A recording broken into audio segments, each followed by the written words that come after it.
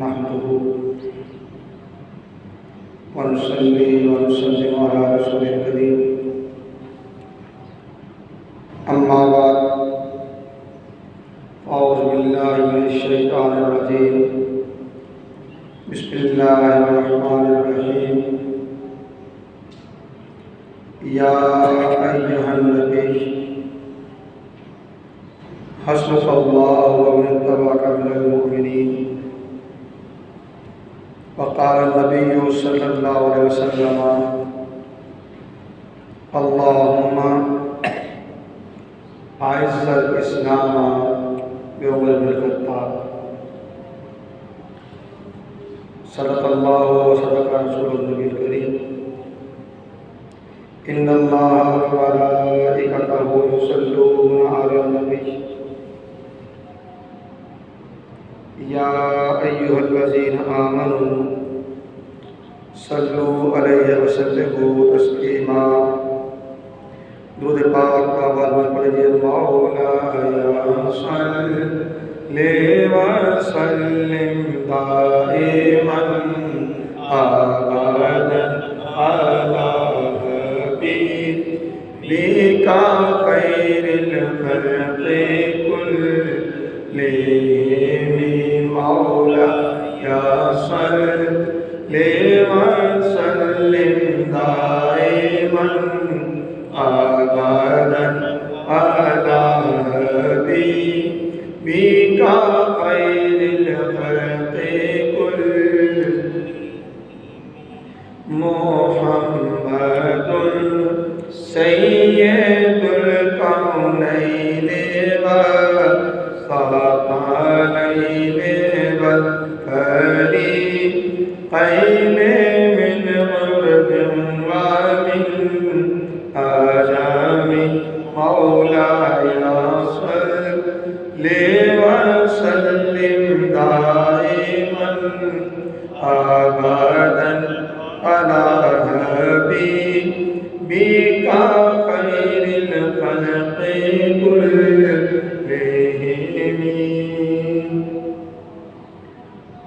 فمبلغ العلم فيه أنه بشر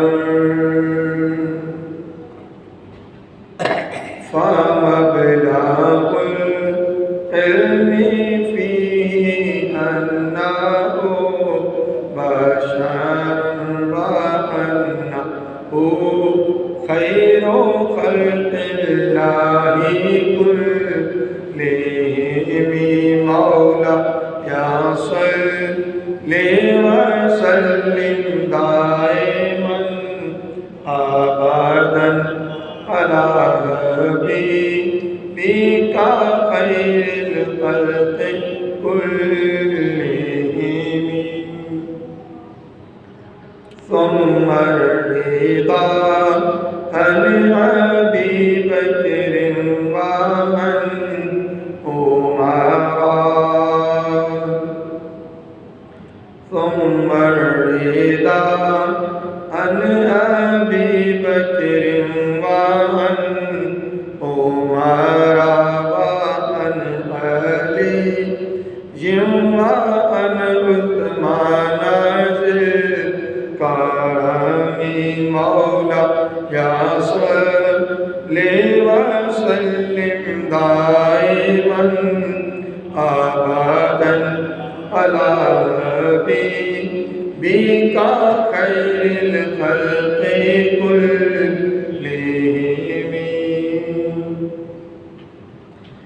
يا ربي بالمصطفى بلغ مقاصدنا يا ربي بالمصطفى بلغ مقاصدنا واغفر لنا ما مضى يا واسع الكرم مولاي صل وسلم دائما أبدا على حبيبك خير الخلق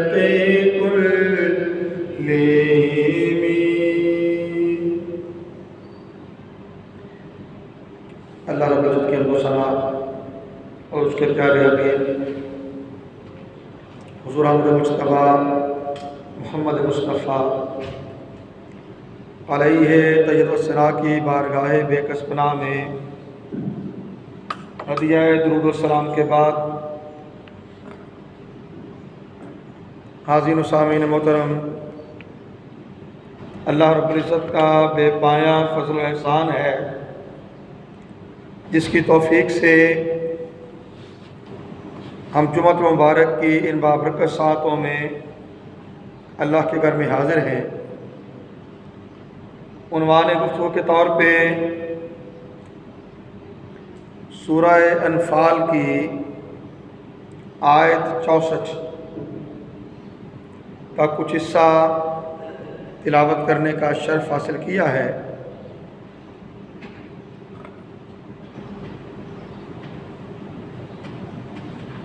اس آیت کا شان نزول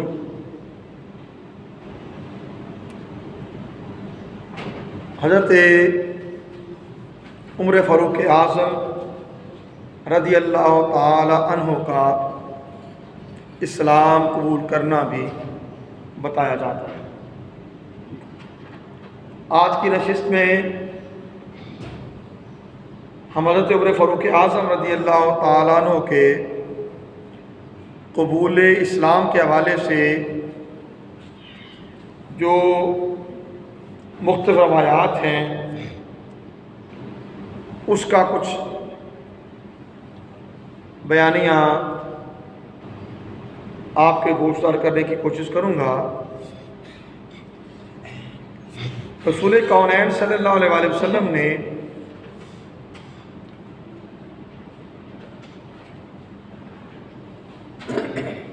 چالیس سال کی حیات طیبہ میں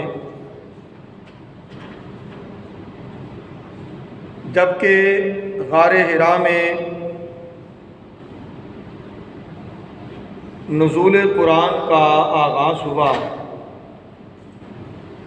اور اللہ تعالیٰ نے آپ کو اپنی نبوت و رسالت کے اعلان کا حکم فرمایا،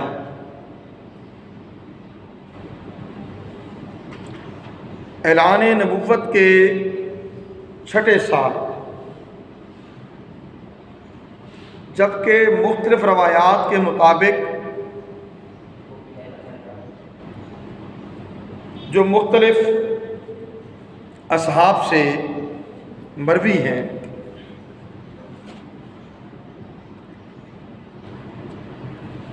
اس وقت کے حالات یہ بیان کیے جاتے ہیں کہ جو لوگ اسلام قبول کر لیتے وہ بھی حالات کی نزاکتوں کی بنا پر اپنے قبول اسلام کا اعلان نہیں کرتے تھے، یہاں تک کہ اگر گھر کے کسی فرد نے اسلام قبول کر لیا ہے تو دوسرے کو علم نہیں ہوتا تھا کہ میرا یہ بھائی یا بہن اسلام قبول کر چکے۔ ان حالات میں جو لوگ اسلام قبول کر چکے تھے وہ رسول کونین صلی اللہ علیہ وآلہ وسلم سے دین کی تعلیم و تربیت پانے کے لیے کوہ صفا کے نیچے حضرت ارقم رضی اللہ تعالیٰ عنہ کا گھر، جسے آج عرف عام میں دار ارقم کہتے ہیں، ویسے دار کا معنی گھر ہوتا ہے، حضرت ارقم کا گھر رضی اللہ تعالیٰ عنہ،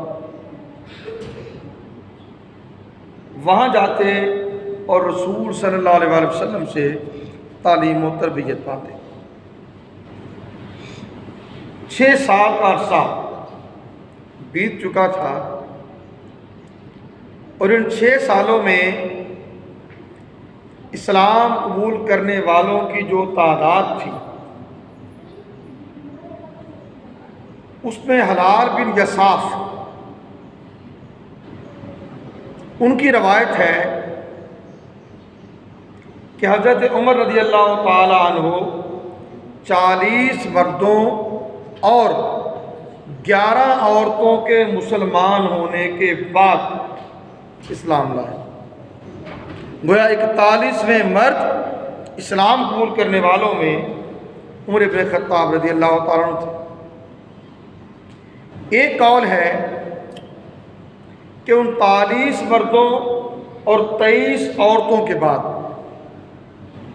39 مردوں اور 23 عورتوں کے بعد مسلمان ہونے والے 40ویں مرد عمر ابن خطاب رضی اللہ تعالی عنہ تھے، اور اس طرح 40 کا عدد پورا ہو گیا۔ اور حضرت عبداللہ ابن عباس رضی اللہ تعالیٰ عنہ ان کی روایت یہ ہے کہ 39 مردوں اور ایک عورت کے بعد 39 مردوں اور ایک عورت کے بعد حضرت عمر رضی اللہ تعالیٰ عنہ اسلام لائے، اور یوں 40 کا عدد پورا ہو گیا۔ جب یہ 40 کا عدد مردوں کے اعتبار سے پورا ہو گیا تو اللہ تعالیٰ نے یہ آیت نازل فرما دی، یا ایھا النبی حسبک اللہ ومن اتبعک من المؤمنین۔ اے نبی صلی اللہ علیہ وسلم، آپ کے لیے اللہ ہی کافی ہے اور وہ اہل ایمان جو آپ کے پیروکار ہیں، وہ کافی ہے۔ ایک بڑا ہی لطیف نقطہ یہ سمجھنا چاہیے کہ 40 39 مرد، کچھ خواتین اسلام لا چکی، مگر یہ آیت نازل نہیں ہوئی کہ آپ کے لیے اللہ ہی کافی ہے اور وہ اہل ایمان کافی ہیں جو آپ پر ایمان لے آئے ہیں، جو آپ کی پیروی کرنے والے ہیں۔ خصوصیت کے ساتھ عمر ابن خطاب رضی اللہ تعالیٰ عنہ کے اسلام لانے کے ساتھ اللہ رب العزت نے، وہ تو کافی تھا، کافی ہے، کافی رہے گا، مگر عمر فاروق اعظم کے اسلام لانے سے اہل ایمان کو جو طاقت مل گئی، جو قوت مل گئی، وہ پہلے حاصل نہیں تھی، وہ پہلے حاصل نہیں تھی۔ اور اللہ رب العزت نے وَمَنِ اتَّبَعَكَ مِنَ الْمُؤْمِنِينَ، حبیب صلی اللہ علیہ وسلم، وہ اہل ایمان جو آپ کی پیروی کرنے والے ہیں، وہ اب آپ کے لیے کافی ہے، وہ آپ کے لیے کافی ہے۔ رسول کونین صلی اللہ علیہ وسلم نے عمر فاروق اعظم کے اسلام قبول کرنے سے ایک رات قبل دعا کی تھی، اے اللہ، ان 2 مردوں میں سے جو تجھے محبوب ہو اس کے ذریعے اسلام کو غلبہ عطا فرما، اسلام کو عزت عطا فرما۔ عمر ابن خطاب یا عمر ابن حشام یعنی ابو جہل۔ اور دوسری روایت ہے جس میں براہ راست، یہاں تو آپشن آ گیا نا، مگر اس آپشن کے ساتھ بھی ایک چیز خاص تھی کہ اللہ، ان 2 مردوں میں سے جو تجھے محبوب ہے، ان 2 میں سے جو تجھے محبوب ہے، اس کے ذریعے اسلام کو غلبہ اور طاقت عطا فرما، عزت عطا فرما۔ اور دوسری حدیث ہے کہ براہ راست اللہ کے نبی صلی اللہ علیہ وسلم نے اللہ تعالیٰ کی بارگاہ میں سوال کیا اللہم اعز الاسلام بعمر ابن خطاب رضی اللہ تعالیٰ، اے اللہ عمر ابن خطاب کے ذریعے اسلام کو عزت عطا فرما، اسلام کو عزت عطا فرما۔ اب حضرت عمر خطاب رضی اللہ تعالیٰ عنہ ان کا اپنا بیانیہ سن لیجیے۔ یہ تو تھا اللہ کے نبی کا دعا کرنا۔ حضرت عمر بن خطاب کہتے ہیں کہ میں نے اسلام لانے سے ایک دن قبل رسول کریم صلی اللہ علیہ وآلہ وسلم کا پیچھا کیا۔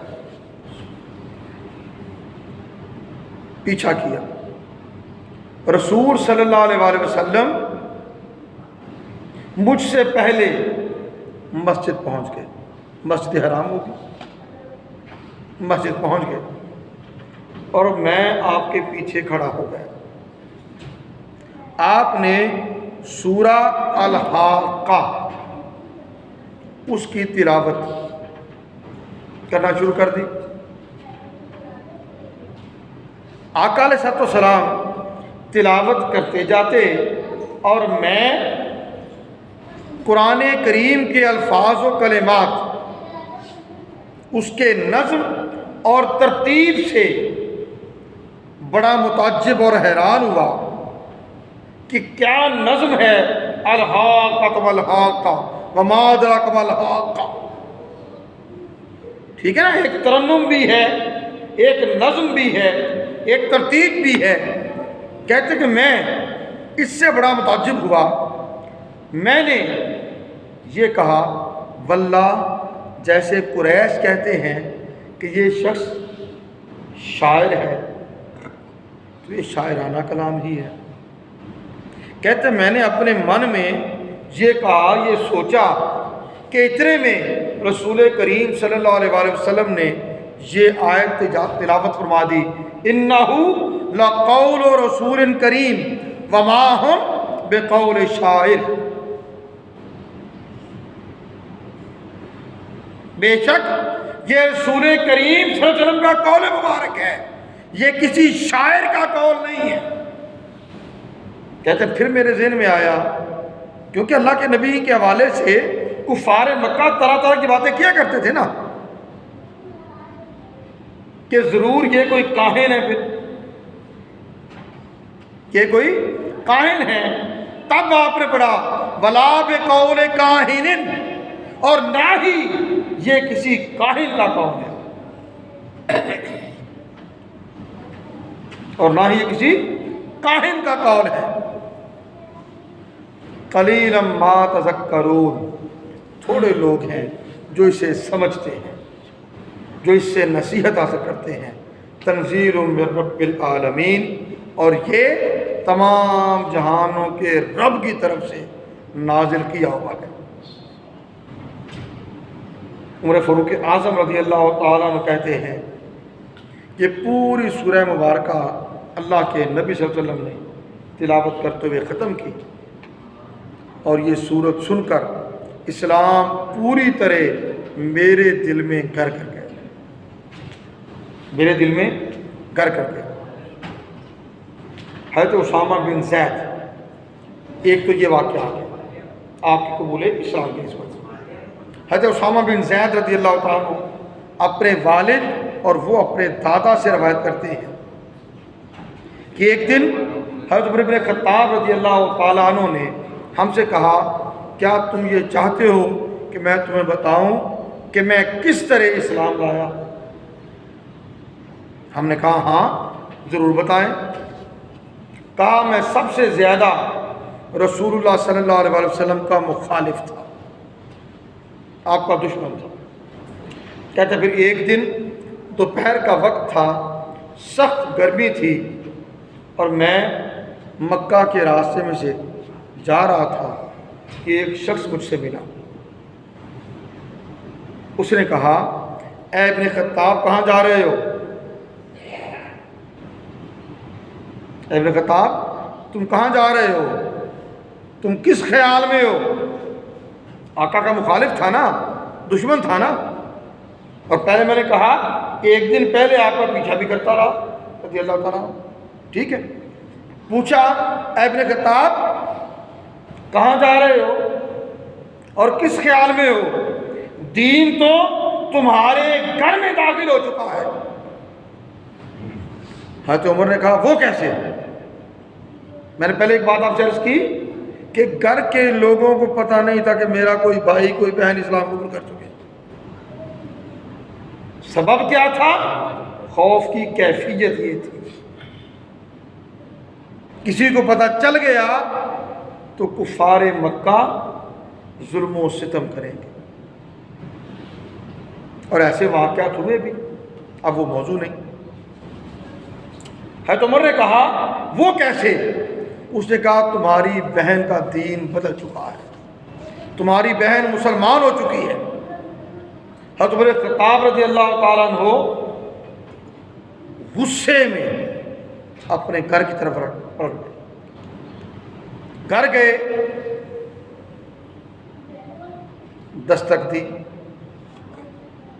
اب چونکہ کیفیت خوف والی ہوتی تھی تو اللہ کے نبی صلی اللہ علیہ وآلہ وسلم کا طریقہ یہ تھا کہ جب کوئی شخص اسلام قبول کر لیتا تو ایک دو آدمی اس کے ساتھ لگا دیتے تاکہ اسے تنہا پکڑ کر کسی کو پتہ چل جائے تو کوئی ظلم و زیادتی نہ کرے، تو جہاں بھی آئے جائیں ایک دو ساتھی اکٹھے.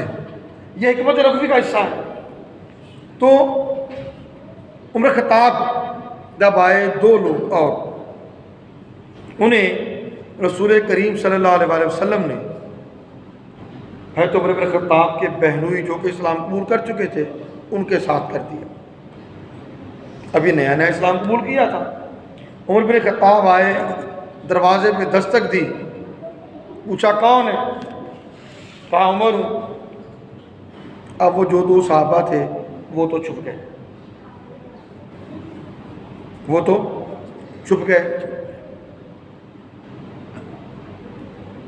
اگلا کام کیا ہے؟ آپ کی بہن وہ صحیفہ یعنی قرآن حکیم جس شکل میں بھی اس وقت موجود تھا وہ چھپانا بھول گئی. باقی لوگ تو چھپ گئے، وہ چھپانا بھول گئیں. حضرت عمر بن خطاب کہتے ہیں دروازے کے کھولنے میں تھوڑی تاخیر ہو گئی، میں نے ذرا زور سے آ کے لگا دیا کیونکہ وہ غصے سے تو پہلے ہی بھرے ہوئے آ رہے تھے. اور جب یہ فطری سی بات ہے، جب کوئی شخص غصے میں ہوتا ہے وہ چاہتا ہے جو میں کرنا چاہتا ہوں فوراً ہو جائے. ٹھیک ہے، دروازہ دستک دے دی. آپ کی بہن نے دروازہ کھولا. میں نے اس سے کہا اپنی جان کی دشمن کیا تو اپنا دین بدل چکی ہے؟ اور کہتے ہیں یہ کہہ کر میں نے اسے مارنا شروع کر دیا، یہاں تک کہ اس کے مختلف اعضاء سے خون بہنے لگا. اور جب میری بہن نے اپنے جسم کے مختلف حصوں سے خون بہتے ہوئے دیکھا وہ روئی اور اس نے کہا اے خطاب کے بیٹے، جو کچھ تم کر سکتے ہو کر گزرو، جو کچھ کر سکتے ہو کر گزرو. اب دین میرے دل میں گھر کر چکا ہے. جو محبت اللہ کی اور اللہ کے رسول کی میرے دل میں آ چکی ہے، میری جان لینا چاہو تو لے لو، مگر وہ دین کا نور تم میرے دل سے نہیں نکال سکتے. بہن نے بھی جب یہ جملہ پوری جرأت سے کہہ دیا، کہتے ہیں پھر میرے دل پر اثر ہوا اور میں نے دیکھا کہ وہ دور ایک صحیفہ پڑا ہے. میں نے کہا یہ مجھے دکھاؤ یہ کیا ہے؟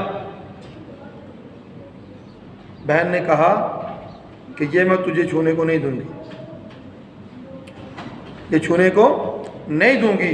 اب یہاں کلمات بڑے شاندار ہیں اور یہ بات ذہن نشین کر لیں کہ اللہ تعالیٰ نے قرآن حکیم کی نسبت ارشاد فرمایا ہے لا یمسہ الا المطہرون، کہ اس قرآن کو سوائے پاک لوگوں کے کوئی چھوئے بھی نہ، کوئی چھوئے بھی نہ، کیونکہ یہ پاک کتاب ہے۔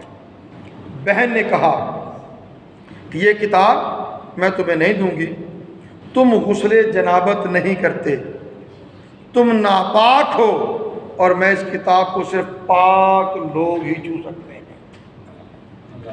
اور اس کتاب کو صرف پاک لوگ ہی چھو سکتے ہیں۔ اب حضرت عمر کہتے ہیں کہ میں اصرار کرتا رہا اور وہ مجھے انکار کرتی۔ پھر ایک اور روایت ہے کہ عمر بن خطاب کہتے ہیں میں نے غسل کیا تو مجھے میری بہن نے وہ صحیفہ دیا، میں نے دیکھا اس میں لکھا ہوا تھا بسم اللہ الرحمن الرحیم۔ جب میں نے رحمان الرحیم پڑھا تو میرے دل پر دہشت چھا گئی، صحیفہ میرے ہاتھ سے گر گیا۔ میں نے پھر دیکھا تو اس میں لکھا ہوا تھا سبح للہ ما فی السماوات والارض وہو العزیز الحکیم۔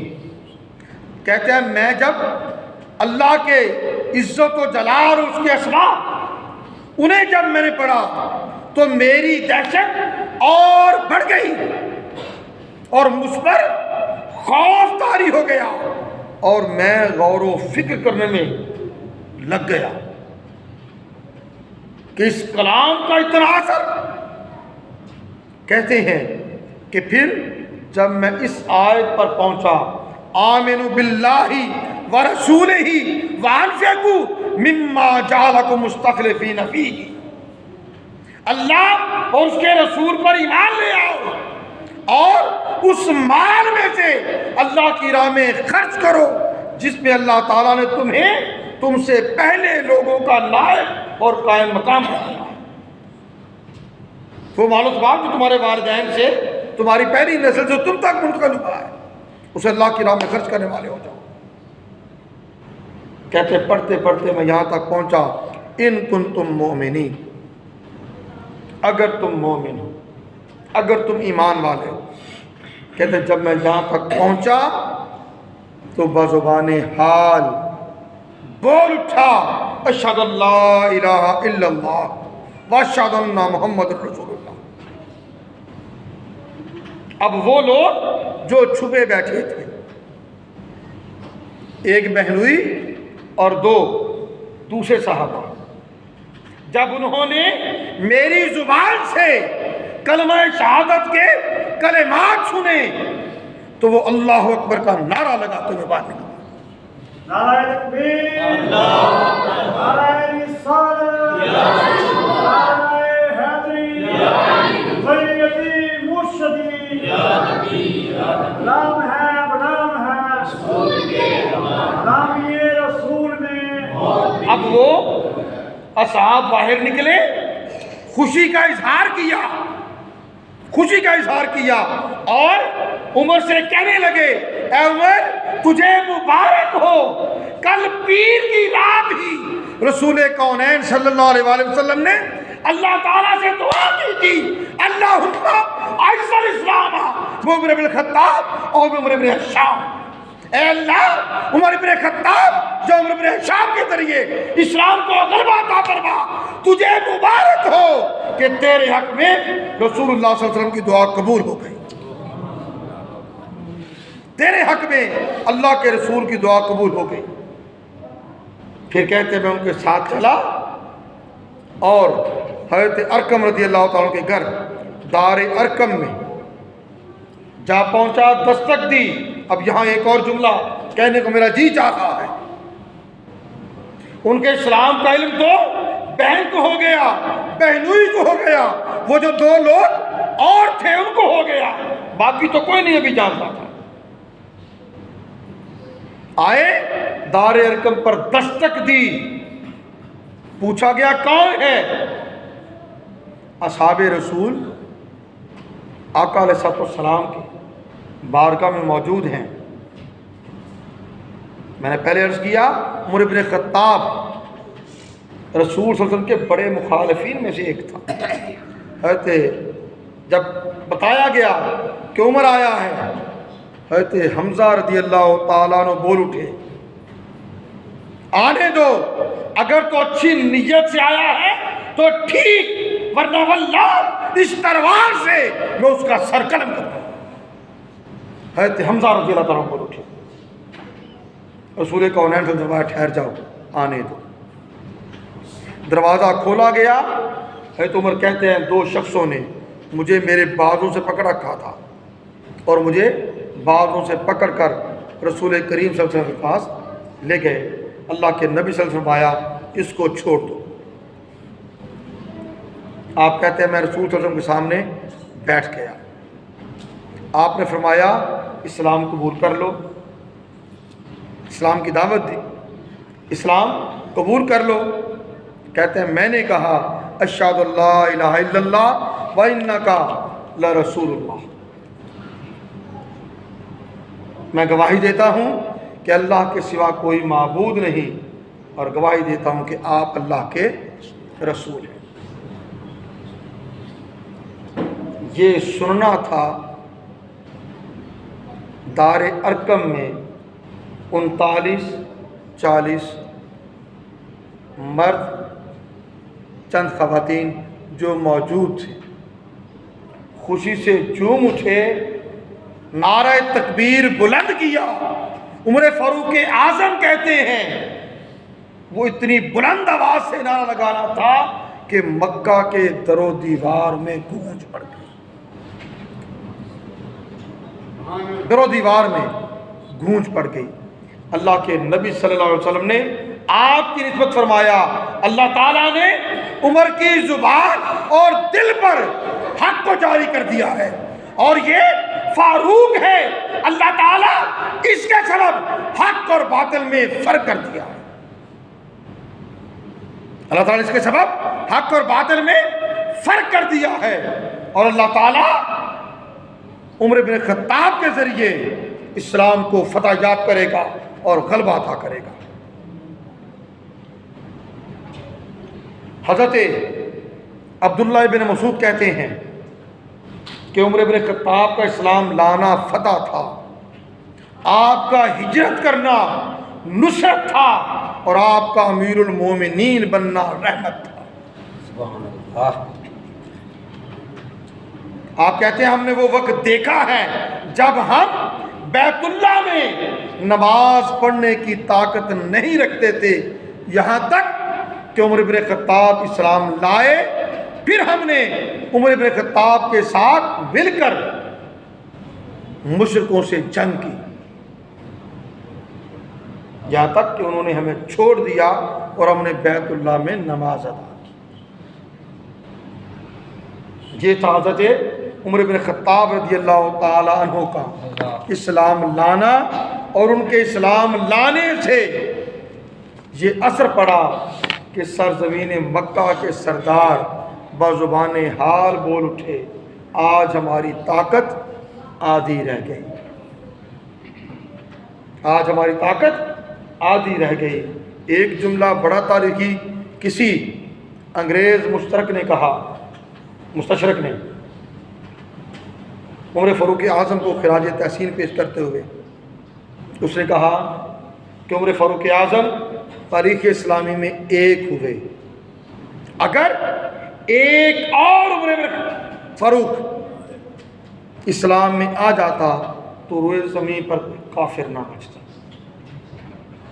وما علینا الا البلاغ۔ اللہ